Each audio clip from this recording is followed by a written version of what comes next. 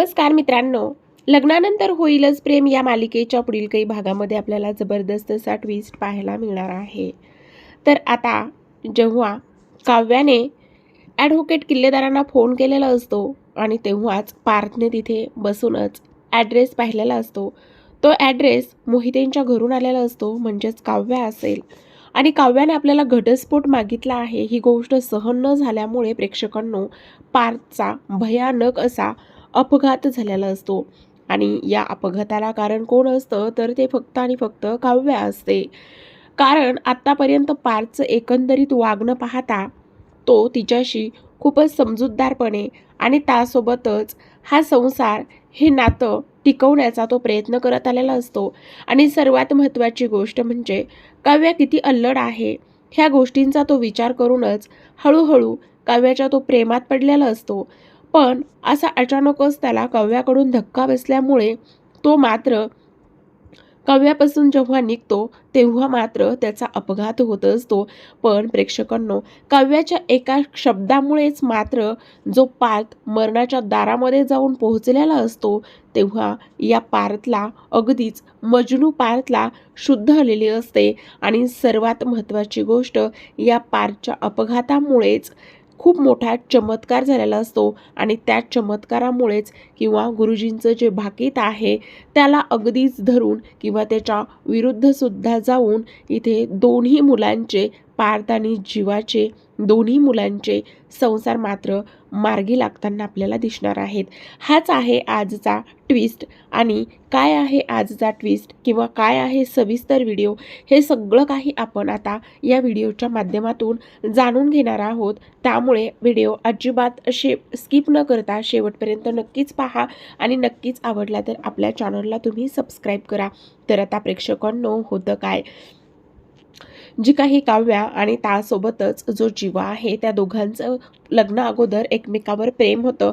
पण त्या दोघांचं एकमेकावर प्रेम असताना मात्र लग्न कशा पद्धतीने झालेलं आहे आणि ह्या सगळ्या गोष्टी आपण काही भागामध्ये पाहिलेल्याच आहेत. पण आता मात्र इकडे काव्याला जो काही पार्थ आहे त्याच्याबरोबर संसार करायचा नसतो. पार्थ आणि काव्या या दोघांच्या नात्याला तिला एकही चान्स द्यायचा नसतो. जो पार्थ आहे तो त्याच्या परीने पूर्ण प्रयत्न करण्याचं काम करत असतो. पण काव्या मात्र समजूतदारपणा अजिबात दाखवत नाही. आणि समजूतदारपणा न दाखवल्यामुळेच ती खूप मोठा टोकाचा निर्णय सुद्धा घेत असते. आणि खूप मोठा टोकाचा निर्णय घेण्याआधी जेव्हा जेव्हा इथे देशमुखांच्या घरामध्ये घटस्फोटाचा निर्णय किंवा घटस्फोटाची गोष्ट इथे काव्याने काढलेली असते तेव्हाच मात्र आता नंदिनीने तिची व्यवस्थित कान उघडणी केलेली असते की तुला घटस्फोट घ्यायचा असेल तर तू तो घेऊ शकतेस, पण मला मात्र घटस्फोट नको आहे.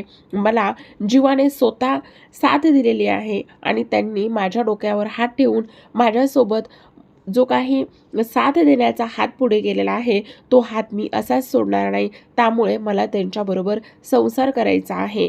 ही गोष्ट जेव्हापासून तिने नंदिनीच्या तोंडून ऐकलेली असते तेव्हापासून तिने ते जीवाला ब्लॅकमेल करायचं काम केलेलं असतं. म्हणजेच तू हे सगळं आपलं जे काही प्रेम आहे आपलं नातं आहे तू सगळ्यांसमोर सांगणार आहेस की नाही. तू जर सांगणार नसलास तर मी सांगेन. आणि तेव्हा मिथुन काकाच्या मदतीने किंवा मिथुन काका मध्यस्थी होऊन ते सगळे काही पुरावे जाळलेले असतात. ते सगळे काही पुरावे जाळल्याच्या नंतर आता एक टॅटू असतो आणि तो टॅटूसुद्धा इथे जीवाने जाळलेला असतो. आणि त्यामुळे आता काव्या मात्र खूपच जास्त बिथरलेली असते. आणि काव्या बिथरल्याच्यामुळे आता ती काव्याची आहे ती माहेरी सुद्धा गेलेली असते. आता माहेरी गेलेली काव्या फक्त आणि फक्त अभ्यासासाठी नाही गेलेली तर खूप काही गोष्टी अशा घडलेल्या असतात. आणि त्या खूप काही गोष्टी ते घडल्यामुळे तिचं मन मात्र खरं तर तिथे लागत सुद्धा नसतं. पण एकंदरीत पाहता गेलं तर जेव्हा आता काव्या माहेरी जाते आणि तेव्हाच माहेरी गेल्याच्या नंतर तिला पारची सुद्धा तेवढीच आठवण येत असते. पारची आठवण आल्याच्या नंतर अनिशा तिला त्या गोष्टीवरून चिडवत सुद्धा असते. पण सर्वात महत्त्वाचं म्हणजे प्रेक्षकांनो ह्या लग्नाला सर्वस्वी कोण जबाबदार आहे. तेव्हाच आता ती जे मामा आणि त्याचबरोबर मामी म्हणजे दौलतराव गावावरून त्यांच्या मुलाची चिन्मयीची पत्रिका घेऊन आलेले असतात. आणि ते पत्रिका घेऊन आल्यावर तिला त्या गोष्टीची जाणीव होती की ह्या माणसामुळे माझं आयुष्य उद्ध्वस्त झालेलं आहे. ह्या माणसामुळेच माझं आणि पार्थचं लग्न झालेलं आहे. आणि ह्याच माणसामुळे मी माझ्या स्वप्नांचा घात केलेला आहे. ह्या सगळ्या गोष्टी तिला तिथे आठवतात आणि ह्या सगळ्या काही गोष्टी तिला आठवल्याच्या नंतर नाही, ह्या सगळ्या गोष्टी ह्या पद्धतीने व्हायला नको होत्या. माझं आणि त्यासोबतच जीवाचं दोघांचं एकमेकावरती प्रचंड प्रेम आहे आणि जीवा जरी आता मान्य करत नसला तरीसुद्धा मला ह्या गोष्टी अजिबात सहन होणार नाहीत. असंच इथं काहीसं जी आपली काव्य आहे ती इथे बोलत असते. पण आता जेव्हा लग्न झालं होतं तेव्हाच मात्र काव्याने इथे घटस्फोटासाठी सुद्धा इथे तिनं रजिस्टर किंवा नाव नोंदवलं होतं. पण प्रेक्षकांनो मध्यंतरी बराच काही असा कालावधी गेला की ज्यामुळे इथे काव्या मात्र घटस्फोटाची जी तारीख आहे किंवा घटस्फोट जो आहे तो तिने पुढे ढकललेला असतो आणि तिने आता ज्या पद्धतीने इथे पार्थने असं सांगितलेलं असतं की मला मूव्ह ऑन व्हायचं आहे, मला तुझ्यासोबत राहायचं नाहीये, आणि तेव्हा काव्याने त्याला स्पष्टपणे असं सांगितलेलं होतं की मी फक्त आणि फक्त तुझ्याकडे आता माझ्या ताईचा नवरा, माझ्या बहिणीचा नवरा म्हणूनच मी पाहणार आहे. आणि त्यासोबतच सर्वात महत्त्वाचं म्हणजे की तू मला खूप काही शिकवलं आहेस. प्रेम काय असतं आणि ते निभावणं काय असतं ह्या सगळ्या गोष्टी तू मला शिकवल्यास आणि ह्या सगळ्या गोष्टी तू मला शिकवलेल्या असल्या कारणाने मी आता माझ्या आयुष्यामध्ये पुढे जाण्याचं ठरवलेलं आहे. मी सगळ्या ह्या गोष्टी विसरण्याचं ठरवलंय. पण फक्त आणि फक्त बोलून नाही किंवा फक्त आणि फक्त काही गोष्टी, काही वस्तू जाळून तुम्ही मोहान होऊ शकत नाही. जेव्हा ही गोष्ट अनिशाने तिला समजवली आणि अनिशाने ह्या सगळ्या गोष्टी समजवल्याच्या नंतरच तिच्या समोर दौलतराव येऊन उभे राहिलेले असतात.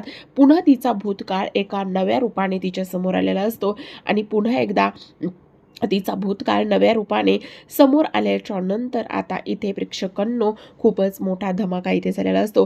कारण एका बाजूला म्हणजे दुसरीकडे जीवा आणि नंदिनी याचं नातंही एका खूप मोठ्या विचित्र वळणावर जाऊन पोहोचलेलं असतं. कारण जीवाने आता काव्याला एक पत्र लिहून तिच्याशी सगळं काही संपवण्याचा जो निर्णय घेतलेला असतो, पण त्याच्या मनात अजूनही मात्र नंदिनी आणि काव्या यांच्याबद्दल खूपच मोठं कन्फ्यूज असतं. त्यासोबतच मिथुन काका त्याला खूप जास्त समजावण्याचा प्रयत्न करत असतात की जीवा आता तू एक निर्णय घे, तो म्हणजेच की काव्या की नंदिनी, तू एकालाच निवड, नाहीतर तू दोघींना सुद्धा दुखावशील. जीवा म्हणत असतो काका मला खरंच कळत नाहीये, काव्याशी माझं भूतकाळातलं नातं मला विसरता येत नाही, पण नंदिनी मला खूप समजते आणि ती खूप समजून सुद्धा घेते, आता मी काय करू. तेव्हा मिथुन काका म्हणत असतात आणि त्याला खूप मोठाचा आणि मोलाचा सल्ला सुद्धा देत असतात. तेव्हा ते म्हणतात जीवा तुझं मन तुला खरं सांगेल, पण जर काव्याला विसरलास तर नंदिनीला तू पूर्णपणे स्वीकार, नाहीतर तू स्वतःला आणि तिलाही फक्त त्रासच देणार आहेस. नंदिनी जी गुरुजींशी बोलून आता विचारच करत असते किंवा ठरवते की ती जीवाशी स्पष्टपणेच ह्या सगळ्या काही गोष्टी बोलणार आहे, तेव्हा ती जीवाला जे आहे ती भेटायचं ठरवत असते. जीवाला भेटून ती म्हणत असते जीवा मी तुझ्यासाठी माझं सगळं काही सोडायला तयार आहे, पण मला खात्री हवी आहे की तू माझ्यासोबत खरंच आनंदी राहशील की नाही. जर तुझ्या मनात अजूनही मिस के नाव असेलच तर मला तसं सांग, मी तुला मोकळं करेन. पण जीवा नंदिनीच्या या बोलण्याने हादरलेला असतो आणि तो म्हणत असतो की नंदिनी मी तुला दुखवणार नाहीये, पण मला थोडासा वेळ हवाय. तेव्हा नंदिनी रागाने म्हणत असते जीवा वेळेचा खेळ खूप झालेला आहे, आता मात्र मला तुझा जो अंतिम निर्णय आहे तो हवा आहे. आणि त्याचसोबत सर्वात महत्त्वाची गोष्ट म्हणजे प्रेक्षकांनो जे काही मानिनीने आता गुरुजींना बोलावून जे काही भाकीत तिच्या समोर आलेले असतात त्या भाकितामुळेच आता खूप मोठा ट्विस्ट इथे आलेला असतो.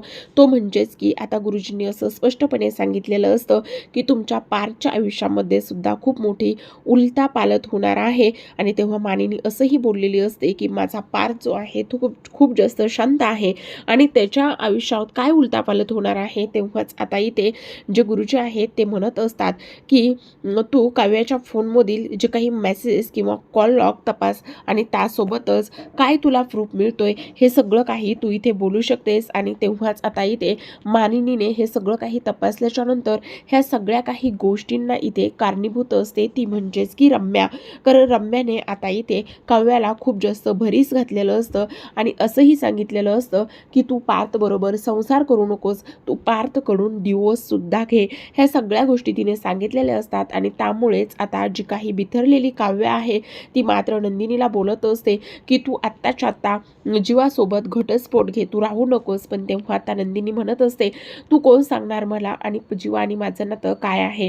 त्यावर आता इथे काव्या म्हणत असते अगं तुझं आणि जीवाचं एकमेकांवरती अजिबातच प्रेम नाहीये. त्याचं प्रेम तर तेव्हा आता खूपच मोठा धक्का इथे सगळ्यांना बसलेला असतो. त्याचं प्रेम म्हणजे काय, त्याचं प्रेम कोणावर आहे ही गोष्ट आता नंदिनी तिला विचारत असते. आणि ही गोष्ट नंदिनीने तिला विचारल्याच्यानंतर ती म्हणत असते अगं पण तसं नाही, हे सगळे नाते जे आहे ते फक्त आणि फक्त बळजबरीचे आहेत, त्यामुळे ते निभावण्यामध्ये काहीच पॉईंट नाहीये असं सुद्धा इथे ती बोलत असते. पण आता जेव्हापासून ती इथे दौलतरावांना भेटलेली असते आणि दौलतरावांना भेटल्यानंतरच आता इथे काव्याने खूप मोठा निर्णय घेतलेला असतो. खरं तर आता जे काही किल्लेदार वकील आहेत, ॲडव्होकेट किल्लेदार, त्यांनी इथे आदल्या दिवशीच काव्याला फोन केलेला असतो की तुम्हाला घटस्फोट हवा आहे का, कारण ज्या वकिलाकडे तुम्ही तुमच्या घटस्फोटाची नोंदणी केलेली होती ते वकील तर आता इथे नाही आहेत, पण आता त्यांच्या सगळ्या काही केसेस आहेत पेंडिंग, त्या माझ्याकडे आलेल्या आहेत. त्यावर काव्याने स्पष्टपणे सांगितलेलं असतं की मला तुमच्याकडून किंवा मला माझ्या नवऱ्याकडून अजिबातच घटस्फोट नको आहे आणि त्यासोबत मी आता IPSची तयारी करत आहे. पण आता मात्र प्रेक्षकांनो जेव्हाच दौलतराव येऊन गेलेले असतात तेव्हाच मात्र इथे काव्याने लगोलगच इथे फोन केलेला असतो, तो म्हणजेच की इथे ॲडव्होकेट किल्लेदारांना, आणि मला तुम्ही आत्ताच्या आत्ता येऊन भेटा, मला आत्ताच्या आत्ता घटस्फोट हवा आहे. आणि तेव्हाच मात्र ॲडव्होकेट किल्लेदार आलेले असतात. आणि आल्याच्यानंतर जेव्हा त्यांनी ॲड्रेस सांगितलेला लिहिलेला असतो तो म्हणजेच पार्थने मोहिते सदर GP रोड 107 प्लॉट नंबर, तेव्हाच इथे पार्थला खात्री पडते की ही दुसरी तिसरी व्यक्ती कोणीही नसून ही फक्त आणि फक्त इथे कोण आहे तर ही आहे काव्या. आणि तेव्हाच तो तिथे त्यांच्या मागोमाग जात असतो. तिथे गेल्याच्या नंतर आता समोर काव्याने पार्थला पाहिल्याच्या नंतर तिला खूप मोठा धक्का बसतो. तिला काय बोलावं काय नाही ही गोष्ट मात्र समजत नाही आणि त्यामुळे ती तिथून ॲडव्होकेट किल्लेदारांना आल्या त्याच क्षणी किंवा आल्या त्याच पाऊली परत पाठवते आणि म्हणते आपण ह्या केसवर नंतर डिस्कस केलं तरी सुद्धा चालेल. तेव्हा मात्र ॲडव्होकेट किल्लेदारांना प्रश्न पडतो अरे काय मुलगी आहे ही, IPS झाल्यावर काय करणार आहे. आणि तेव्हाच मात्र त्यांना प्रश्न पडतो म्हणजे ह्यांनी त्यांचं मिस्टरांचं नाव फक्त मिस्टर देशमुख लिहिलं होतं, म्हणजे पार्थ देशमुख आणि त्यासोबतच काव्या देशमुख हे दोघं नवरा बायको आहेत. आणि तेव्हाच आता इथे जे काही किल्लेदार आहेत ते पार्थसोबत काव्याची ओळख करून देतात आणि पार्थची सुद्धा काव्यासोबत ओळख करून देऊन ते तिथून निघून जातात. आता जेव्हा पार्थ हा आतमध्ये जातो आणि पार्थ हा आतमध्ये गेल्याच्या नंतर इथे आता तो काव्याशी बोलण्याचं काम करत असतो आणि काव्याशी बोलण्याचं काम केल्याच्या नंतर काव्या त्याला विचारत असते तुम्ही काय घेणार आहात. तेव्हा आता चहा की कॉफी असं इथे त्याने विचारल्याच्या नंतर आता इथे जो काही पार्थ मात्र बोलत असतो तुम्ही देणार का मला. तेव्हा ती त्याच्याकडे पाहतेच आणि विचारते काय. तेव्हा तो पुन्हा म्हणतो फिलिंग्स द्याल का तुम्ही मला, त्या फिलिंग्स ज्या काल रात्री तुमच्याकरिता मी रेड वेल्वेट पेस्ट्री बनवून घेऊन आलो, त्या बनवताना किंवा येताना माझ्या मनामध्ये ज्या फिलिंग्स होत्या त्या मला तुम्ही परत करा. सोबतच गुढीपाडव्याच्या दिवशी तुम्हाला जो गजरा दिला तो तुम्ही रागात पायऱ्यावर जशाला तसा फेकून दिला. मला माहीत होतं पण मी तेव्हा तुम्हाला काही बोललो नाही. तो गजरा देताना माझ्या मनात जी आपुलकी होती ती तुम्ही मला परत कराल का. ती मी परत घ्यायला आलोय. तुम्हाला नको असलेल्या लग्नात सप्तपदी चालताना जी वचनं मी तुम्हाला दिली होती ती मी परत घ्यायला आलो आहे. जमेल तुम्हाला परत करायला. बोला काव्या देशमुख बोला, द्याल का तुम्ही मला ते सगळं काही परत. असं म्हणता क्षणी काव्याच्या पायाखालची जमीनच सरकलेली असते. तिला मात्र काय बोलावं काय नाही ह्या गोष्टी मात्र आता काहीच समजत नसतात आणि ती अगदीच हतबल झालेली असते. आणि इथे मात्र जो पार्थ आहे तो बोलत असतो की तुम्हाला आनंदी ठेवण्याची सुखी ठेवण्याची जबाबदारी माझी आहे आणि ती मी व्यवस्थित पार पाडेल. जर तुम्हाला माझ्याकडून घटस्फोट हवा असेल तर मी तुमच्या आयुष्यातून निघून जाईल आणि तुम्हाला मी घटस्फोट सुद्धा देईल. जर तुम्ही आनंदी आणि सुखी राहणार असाल तर. हा तुम्हाला पार्थ देशमुखचा शब्द आहे. असं बोलूनच तो तिथून निघून जातो.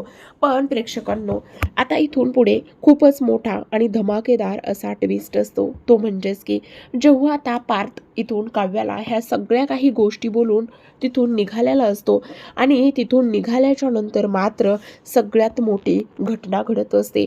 ते म्हणजेच की जेव्हा जेव्हा आता पार्थ काव्यासोबत वागत असतो, बोलत असतो, म्हणजेच लग्न झाल्यापासूनचे सगळे क्षण त्याला आठवतात. तिचं ते लहान मुलांसारखं भांडण असो, तिची जी चिडचिड करणं असो, वसुहत्यासोबत आणि तिचं जे काही नातं आहे किंवा दोघींचं जे काही कॉम्बिनेशन आहे, हे सगळं असो.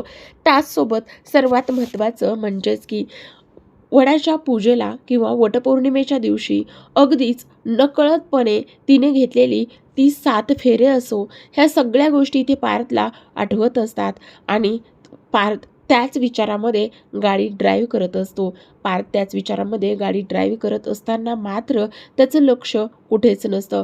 कधी गाडीची स्पीड वाढते आणि कधी ह्या सगळ्या काही गोष्टी त्याला आठवतात. कारण खूपदा असं झालेलं असतं की काव्याने त्याला मात्र खूपच तुसुडेपणाने वागणूक दिलेली असते, त्याच्यासोबत हडतूड केलेली असते आणि त्याचसोबत सर्वात महत्त्वाचं म्हणजे तिच्याकडून आत्तापर्यंत पार्थसाठी कधीही पॉझिटिव्ह वाईब्स कधीही मिळालेल्या नसतात आणि त्याचमुळे पार्थ असा विचार करतो, मीच वेडा होतो का? मीच मूर्ख होतो का की जे मी काव्याच्या पाठीमागे लागलो होतो? मीच वेडा होतो का की ह्या लग्नाच्या नात्यामध्ये त्यांना अडकवून ठेवत होतो? मीच वेडा होतो का की त्यांच्यावर अगदीच निरागसपणे किंवा अगदीच बेभान होऊन प्रेम करत होतो? ह्या सगळ्या गोष्टींची प्रश्न मात्र पार्थ जो आहे तो इथे स्वतःलाच विचारत असतो आणि स्वतःलाच विचारत असताना प्रेक्षकांनो जी गोष्ट व्हायला नको असते तीच गोष्ट इथे होते आणि ती म्हणजेच की पार्थचा अपघात. हो, पार्थचा अपघात इकडे होत असतो, तर इकडे मात्र जी मानिनी आहे तिला खूप मोठा धक्का किंवा ती देवासमोर असते तेव्हाच दिवा विझलेला असतो आणि गुरुजींचं जे काही भाकीत आहे ते मात्र इथे मानिनीला आठवत असतं. कारण गुरुजी बोललेले असतात, मानिनी पार्थच्या आयुष्यामध्ये खूप मोठी अफरातफर किंवा खूप मोठी उलथापालथ होणार आहे आणि तेव्हा मानिनी बोलत असते, माझा पार्थ किती शांत आहे, जे त्याच्या मनात आहे तेच त्याच्या ओठावर असतं, मग असं कसं होऊ शकतं? त्यावर आता गुरुजी तिला हेही म्हणत असतात की हे बघ, शांत दिसणारच किंवा शांतताच ही कधी मोठ्या वादळाची चाहूल असेल हे मात्र कोणीही सांगू शकलेलं नाही मानिनी, त्यामुळे तू अशी गाफील राहू नकोस. त्यावर मानिनी हेही विचारलेलं असतं की मी काय करू, कशा पद्धतीने गोष्टी हँडल करू? त्यावर गुरुजी म्हटलेले असतात, हे बघ, मी फक्त आणि फक्त जे काही घडणार आहे ते सांगतो, पण पुढे त्यावर उपाय काय करायचा हे मात्र तू ठरवायचेस, मी मार्ग दाखवण्याचं काम करतो. इकडे मात्र पार्थचा अपघात झाल्याच्या नंतर आता जेव्हा पार्थचा लाटचा जो कॉल असतो तो असतो इथे काव्याला आणि त्यासोबतच इथे जे काही आपले पार्थचे वडील आहेत त्यांना इथे जेव्हा अपघात होतो आणि अपघात झाल्याच्या नंतर जेव्हा ही गोष्ट देशमुख परिवाराला समजते, काव्याला समजते, तेव्हा मात्र सगळेजणच अगदीच धावत पळत सिटी हॉस्पिटलकडे जाऊन पोहोचलेलं असतात.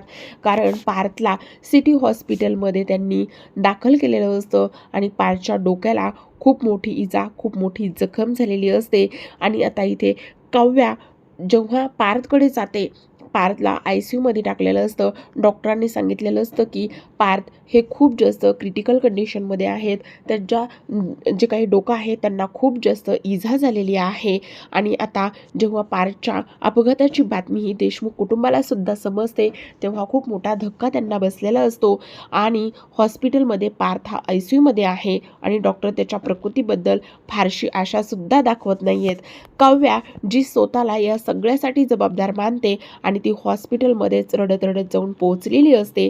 ती मानिनीला जाऊन घट्ट मिठी मारत म्हणत असते, आई हे सगळं माझ्यामुळे झालंय, मी जर पार्थला डिवोर्सची मागणीच केली नसती तर तो रागामध्ये घराबाहेर गेला नसता आणि हा अपघातच झाला नसता.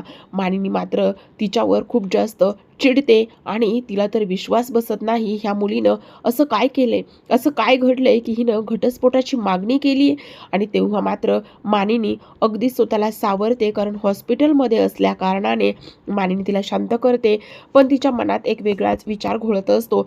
जे काही गुरुजींची भविष्यवाणी तिला आठवते, ज्यामध्ये त्यांनी सांगितलं होतं की देशमुख कुटुंबावर एका मागोमाग एकच असे खूप सारे संकट येणार आहेत आणि मानिनी आता ठरवते की तिला या सगळ्या संकटामागचं खरं कारण शोधायचं आहे. ती गुरुजींकडे जाते आणि पुन्हा त्यांना विचारते, गुरुजी तुम्ही मला सांगितलं होतं की वादळ येणार आहे, पण हे वादळ कशामुळे येत आहे? माझ्या मुलावर का संकट येत आहेत? गुरुजी शांतपणे हसतात आणि म्हणतात, मानिनी सत्य शोधण्याची तुझी ताकद आहे, पण सत्याला सामोरे जाण्याचं धैर्य पण लागेलच. तुझ्या घरात एक रहस्य लपलेलं आहे जे तुला शोधावंच लागणार आहे. मानिनी मात्र तेव्हा विचारात पडते आणि ठरवते की आता ह्या सगळ्याचा तपास मी करणार. आणि ती काव्या आणि नंदिनी त्यासोबतच जीवा या सगळ्यांशी बोलण्यासाठी निर्णय घेत असते, कारण तिला असं वाटत असतं की या तिघांमध्येच या सगळ्यांचा गोंधळाचं मूळ जे आहे ते लपलेलं आहे.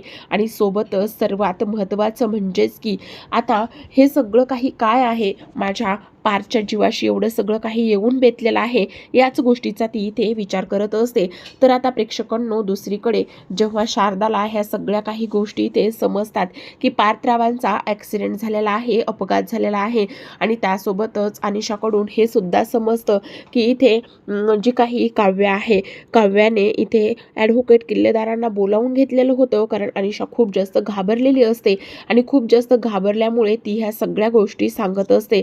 आणि तेव्हा ती म्हणते की इथे काव्याला घटस्फोट हवा होता आणि घटस्फोट हवा असल्या कारणाने तिने ते ॲडव्होकेट किल्लेदारांना बोलावून घेतलं होतं आणि त्यांच्यासोबतच इथे जिजूसुद्धा आले होते आणि जिजूंना ही गोष्ट समजली की काव्याला घटस्फोट हवा आहे आणि तेव्हाच हे सगळं काही झालेलं आहे.